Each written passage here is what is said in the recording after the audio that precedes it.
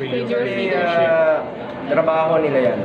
Trabaho ni Secretary Duque, trabaho ni Secretary Tugade, trabaho ng bawat miyembro po ng interagency task force.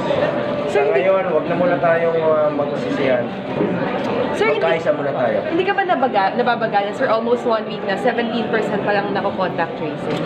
Yan, dapat hanapin talaga nila. Dapat nilang panagutan yan, hanapin natin. Dapat nilang i-account. Sabi naman ng tagapal sa akin kanina, binigay ron nila yung mga pangalan. Gamitin yung mga polis. Gamitin natin ang mga immigration officials. Kaya yan.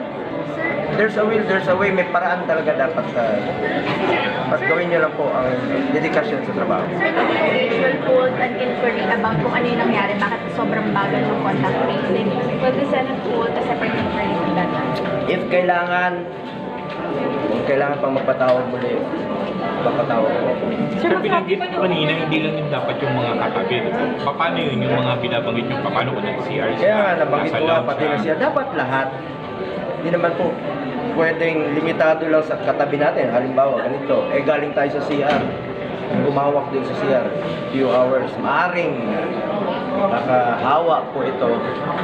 So, huwag natin bigyan ng konting porsyento na merong makalusot sa mga kamay natin.